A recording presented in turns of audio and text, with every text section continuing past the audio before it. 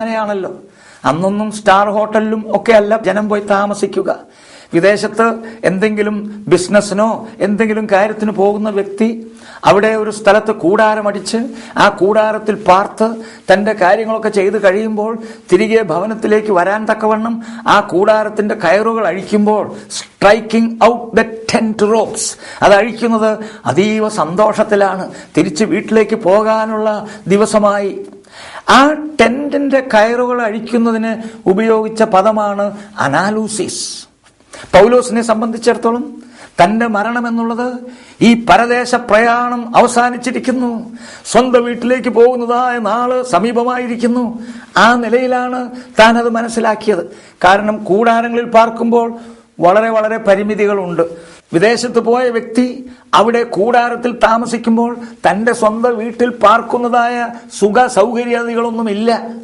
അങ്ങനെ പാർക്കുന്ന നാളുകൾ അവസാനിക്കുമ്പോൾ എന്തൊരു വലിയ പ്രതീക്ഷയും സന്തോഷവുമാണ്. കൊരിന്ത്യർക്ക് എഴുതിയ 2-ാം ലേഖനം 5-ാം അധ്യായത്തിൽ പൗലോസ് പറഞ്ഞു, കൂടാരമായ ഈ ഭൗമഭവനം അഴിഞ്ഞുപോയാൽ, ഈ ശരീരത്തിലെ ജീവിതത്തെ കൂടാരവാസമായിട്ടാണ് കണ്ടത്. അതുകൊണ്ട് മരണം എന്നുള്ളത് താൻ കണക്കിലെടുത്തത് അത് കൂടാരം അഴിഞ്ഞു പോകുന്നതായിട്ടാണ്. നിത്യഭവനത്തിലേക്ക് പോകത്തക്ക വിധം കൂടാരവാസം അവസാനിക്കുന്നതായിട്ടാണ്. മൂന്നാമത് അവിടെ ഉപയോഗിക്കുന്നതായ പ്രയോഗം ഒരു തത്വജ്ഞാനിയുടെ പ്രയോഗമാണ്. ഒരു തത്വജ്ഞാനി ഏതെങ്കിലും ഒരു പ്രശ്നത്തെ ദീർഘനാളുകൾ ചിന്തിച്ചിട്ടും വളരെ ആഴമായിട്ടൊക്കെ അന്വേഷിച്ചിട്ടും ഉത്തരം കിട്ടാതെ ഒടുവിൽ അതിനുള്ളതായ തക്കതായ ഉത്തരം കിട്ടുമ്പോൾ താൻ പ്രയോഗിക്കുന്ന പ്രയോഗമാണ് അനാലൂസിസ്. ഉത്തരം കണ്ടെത്തിയിരിക്കുന്നു. പൗലോസിന് മരണമെന്നത് ഉത്തരം കണ്ടെത്തലാണ്. എന്ന് പറഞ്ഞാൽ ജീവിതം ഒരു ചോദ്യചിഹ്നമായിരുന്നെന്നോ പ്രയാസമായിരുന്നെന്നോ എന്നുള്ള അർത്ഥത്തിലല്ല. കർത്താവിന് വേണ്ടി അധ്വാനിച്ചതിനെ കുറിച്ച് സംതൃപ്തി മാത്രമേ ഉള്ളൂ. താഴെയുള്ള വാക്കുകളിലും നമുക്കത് കാണുവാൻ തക്കവണ്ണം സാധിക്കും. എന്നാൽ മരണമെന്നുള്ളത് ഒരു നഷ്ടക്കച്ചവടമായിട്ടല്ല. ഫിലിപ്പിയർക്ക് ലേഖനം എഴുതിയപ്പോൾ താൻ പറഞ്ഞു, എനിക്ക് ജീവിക്കുന്നത് ക്രിസ്തു, മരിക്കുന്നത് ലാഭം. എന്തൊരു കണക്കുകൂട്ടലാണ്! മരിക്കുന്നത് ലാഭം. ആ അർത്ഥത്തിലാണ് പ്രശ്നത്തിന് പരിഹാരം കണ്ടെത്തിയിരിക്കുന്നു. ലോകത്തിലെ കഷ്ടങ്ങൾ, പ്രയാസങ്ങൾ, പ്രശ്നങ്ങൾ, രോഗങ്ങൾ, ദുഃഖങ്ങൾ ഇതൊക്കെ തീർന്നു. ഉത്തരം കണ്ടെത്തിയിരിക്കുന്നു മരണത്തോടുകൂടെ. ഒടുവിലായിട്ട് അവിടെ പറയുന്നത് ഒരു കപ്പൽക്കാരന്റെ വാക്കാണ്. അത് കപ്പലിന്റെ നങ്കൂരം മാറ്റുന്നതിനോട് ബന്ധപ്പെട്ടാണ്. അനാലൂസിസ്, നങ്കൂരം മാറ്റിയിരിക്കുന്നു എന്ന് പറഞ്ഞാൽ പലപ്പോഴും പല കപ്പലുകളും തുറമുഖത്തോട് അടുക്കുവാൻ തക്കവണ്ണം പുറംകടലിൽ കുറെ നാളുകൾ കാത്തുകിടക്കേണ്ടി വരും. അപ്പോൾ നങ്കൂരമിട്ട് പുറംകടലിൽ തന്നെ കിടക്കും. അത് കഴിഞ്ഞ് തുറമുഖത്ത് ആ കപ്പലിന് പ്രവേശനം നൽകത്തക്കതായ സന്ദേശം ലഭിക്കുമ്പോൾ നങ്കൂരം മാറ്റി കപ്പൽ തുറമുഖത്തേക്ക് മന്നം അങ്ങ് നീങ്ങും. അത് വലിയ സന്തോഷകരമായ അനുഭവമാണ്. പൗലോസിനെ സംബന്ധിച്ച് അങ്ങനെയായിരുന്നു. ഇക്കരെ നങ്കൂരമിട്ട് കിടക്കുന്ന അവസ്ഥ. എന്നാൽ ഇതാ എന്റെ നിര്യാണകാലം അടുത്തു. സ്വർഗീയ തുറമുഖത്തു നിന്ന് സന്ദേശം വന്നിരിക്കുന്നു. ഈ കപ്പൽ ഇനിയും നങ്കൂരമടിച്ച് ഇവിടെ കിടക്കേണ്ടതില്ല.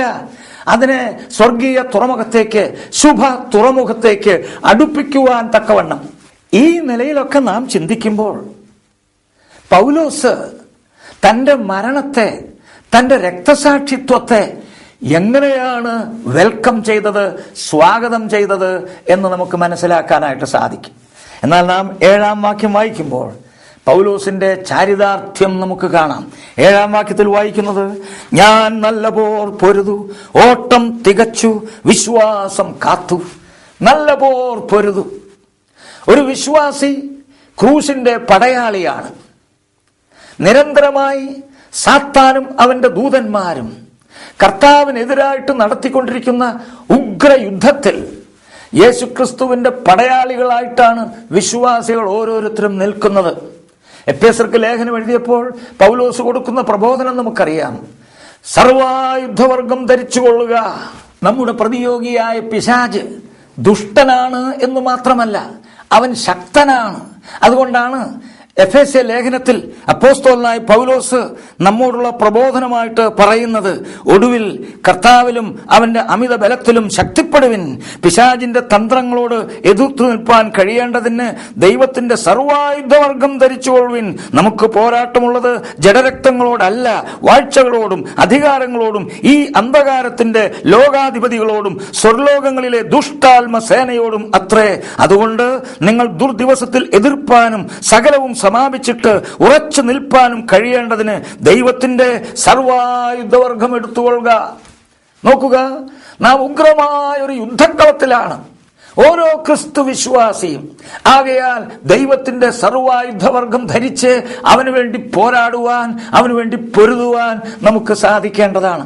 പ്രിയമുള്ളവരെ, ഈ ജീവിതത്തിൽ കുറെ തിന്നു കുടിച്ച്, കുറെ വലിയ കെട്ടിടം പണിത്, എസ്റ്റേറ്റ് വാങ്ങി, നല്ല വാങ്ങി, അടുത്ത 10 തലമുറയ്ക്കുള്ളതും ശേഖരിച്ചു വെക്കുക, ഈ വക ലക്ഷ്യം ആയിരിക്കരുത് നമ്മുടെ ജീവിതം. സ്വസ്ഥമായും സുഖമായും സമൃദ്ധിയായും ജീവിക്കാൻ ദൈവം വക തരുമ്പോൾ അത് ത്യജിക്കണമെന്നോ കളയണമെന്നോ അല്ല ഞാൻ ഉദ്ദേശിച്ചത്. നമുക്ക് ആവശ്യമുള്ളിടത്തോളം അതൊക്കെ അനുഭവിക്കാം. ദൈവം ന്യായമായി തന്നതൊക്കെ നമുക്ക് ആസ്വദിക്കാം. എന്നാൽ അതിനപ്പുറത്ത് നമുക്കൊരു ലക്ഷ്യമുണ്ടാകണം. ദൈവം അതൊക്കെ നമുക്ക് അനുവദിച്ച് തരുന്നത് ഈ പോർക്കളത്തിൽ നാം അടരാടുവാൻ വേണ്ടിയാണ്, നമ്മെ ശക്തിപ്പെടുത്തുവാൻ, നമ്മെ ധൈര്യപ്പെടുത്തുവാൻ, നമ്മെ ഒരുക്കുവാനും കൂടെയാണ്. അതുകൊണ്ട് നാമും നമുക്കുള്ളതും അവന്റെ വക എന്ന് എണ്ണിക്കൊണ്ട് അവന് വേണ്ടി യുദ്ധം ചെയ്യുവാൻ നാം തയ്യാറാകണം. അപ്പോസ്തലനായ പൗലോസ് പറയാ, ഞാൻ നല്ല പോർ പൊരുതു. പിന്നെ പറയുന്നത്, ഓട്ടം തികച്ചു എന്ന് പറയുന്നതിനാൽ ഓടി ഒന്നാമതെത്തി എന്നതിനേക്കാൾ മുൻപിൽ വെച്ചിരുന്നതായ ഒരു ഓട്ടം, ഒരു കോഴ്സ്, അത് പൂർത്തിയാക്കി എന്ന നിലയിലാണ്. ആ തികച്ച ഓട്ടം എന്താ? തന്റെ മുൻപിൽ വെച്ചിരുന്ന ഓട്ടം എന്തായിരുന്നു എന്ന് അപ്പോസ്തല പ്രവൃത്തികളിൽ താൻ പറയുന്നുണ്ട്. അപ്പോസ്തല പ്രവൃത്തികൾ 20-ാം അധ്യായം അതിന്റെ 22 മുതലുള്ള ചില വാക്യങ്ങൾ ശ്രദ്ധിക്കൂ. ഇപ്പോൾ ഇതാ, ഞാൻ ആത്മാവിനാൽ ബന്ധിക്കപ്പെട്ടവനായി യെരൂശലേമിലേക്ക് പോകുന്നു. ബന്ധനങ്ങളും കഷ്ടങ്ങളും എനിക്കായി കാത്തിരിക്കുന്നു എന്ന് പരിശുദ്ധാത്മാവ് പട്ടണം തോറും സാക്ഷ്യം പറയുന്നതല്ലാതെ അവിടെ എനിക്ക് നേരിടുവാനുള്ളതൊന്നും ഞാൻ അറിയുന്നില്ല. എങ്കിലും ഞാൻ എൻ്റെ പ്രാണനെ വിലയേറിയതായി എണ്ണുന്നില്ല. എൻ്റെ ഓട്ടവും ദൈവകൃപയുടെ സുവിശേഷത്തിന് സാക്ഷ്യം പറയേണ്ടതിന് കർത്താവായ യേശു തന്ന ശുശ്രൂഷയും തികയ്ക്കണമെന്നേ എനിക്കുള്ളൂ. മനസ്സിലായോ? തന്റെ മുൻപിൽ ദൈവം നൽകിയതായ ഓട്ടം എന്താണെന്ന് താൻ തിരിച്ചറിഞ്ഞത്. ദൈവകൃപയുടെ സുവിശേഷം അറിയിക്കുക എന്നതായ ഓട്ടം, ആ കോഴ്സ് ആണ് കർത്താവ് തന്റെ മുൻപിൽ വെച്ചിരുന്നത്. താൻ യെരൂശലേമിലേക്ക് യാത്ര പോകുമ്പോൾ പട്ടണം തോറും പരിശുദ്ധാത്മാവിനാലുള്ള സാക്ഷ്യങ്ങൾ പലരിൽ കൂടെ താൻ കേൾക്കുകയാണ്. അവിടെ അറസ്റ്റും ബന്ധനങ്ങളും ഒക്കെയാണ് കാത്തിരിക്കുന്നത് എന്ന് പലരിൽ നിന്ന് താൻ കേട്ടപ്പോൾ നിരുത്സാഹപ്പെട്ട് യെരൂശലേമിലേക്ക് പോകണ്ട എന്ന് വയ്ക്കുകയല്ല. ദൈവനിയോഗത്താൽ താൻ ആ യാത്ര തുടരുക തന്നെയാണ്. എന്നാൽ അവിടെ പറയുന്ന പ്രയോഗം കണ്ടോ? എൻ്റെ പ്രാണനെ ഞാൻ വിലയേറിയതായി എണ്ണുന്നില്ല. ദൈവകൃപയുടെ ഓട്ടം തികയ്ക്കണമെന്നും സുവിശേഷത്തിന് സാക്ഷ്യം വഹിക്കുവാൻ എന്നെ ഏൽപ്പിച്ചിരിക്കുന്നതായ ശുശ്രൂഷ തികയ്ക്കണമെന്നും മാത്രമേ എനിക്കുള്ളൂ. എൻ്റെ പ്രാണനെ ഞാൻ വിലയേറിയതായിട്ട് എണ്ണുന്നില്ല എന്ന് പറഞ്ഞതിനാൽ ജീവനൊക്കെ എനിക്ക് പുല്ല് വിലയാ, അതൊന്നും വലിയ കാര്യമുള്ളതൊന്നുമല്ല. ആ അർത്ഥത്തിലാണോ? അല്ല. പൗലോസ് തന്റെ ആയുസ്സിനെ എത്രമാത്രം വിലമതിച്ചു എന്നുള്ളത് താൻ ഫിലിപ്പിയർക്ക് ലേഖനം എഴുതിയപ്പോൾ സൂചിപ്പിച്ചിട്ടുണ്ട്. ഫിലിപ്പിയർ 1:21 വാക്യത്തിൽ താൻ പറയുന്നത്, എനിക്ക് ജീവിക്കുന്നത് ക്രിസ്തു എന്ന് പറയുമ്പോൾ ഓരോ ദിവസവും യജമാനനെ സേവിക്കുവാൻ, സുവിശേഷത്തിന് സാക്ഷ്യം വഹിക്കുവാൻ ലഭിക്കുന്ന സുവർണ അവസരം എന്ന നിലയിലാണ് പൗലോസ് എടുത്തത്. അതുകൊണ്ട് ജീവിച്ചിരിക്കുക, കർത്താവിന് വേണ്ടി പ്രയോജനപ്പെടുക, ഇനിയും ചിലതൊക്കെ ചെയ്യുക എന്നുള്ളത് തന്റെ അതീവ താല്പര്യമുള്ള വിഷയം തന്നെയാണ്. എങ്കിൽ പിന്നെ അപ്പോസ്തല പ്രവൃത്തികൾ 20-ാം അധ്യായത്തിൽ ഞാൻ എൻ്റെ പ്രാണനെ വിലയേറിയതായിട്ട് എണ്ണുന്നില്ല എന്ന് പറഞ്ഞതിന്റെ സാരം എന്താണെന്നറിയാമോ? സുവിശേഷത്തിന് സാക്ഷ്യം വഹിക്കുക എന്നുള്ള എൻ്റെ ആ ഓട്ടം തികയ്ക്കുന്നതായ പ്രക്രിയയിൽ ഒരു പക്ഷേ എൻ്റെ ജീവനെ വെച്ചു കൊടുക്കേണ്ടി വന്നാൽ ആ അവസരത്തിൽ ഞാൻ എൻ്റെ പ്രാണനെ വിലയേറിയതായിട്ട് എണ്ണുന്നില്ല. എന്റെ പ്രാണനേക്കാൾ, എന്റെ മരണത്തെക്കാൾ വിലയേറിയതായിട്ട് ഞാൻ എണ്ണുന്നത് എന്റെ മുൻപിൽ വെച്ചിരിക്കുന്ന ഓട്ടം തികയ്ക്കണം എന്നുള്ളതാണ്.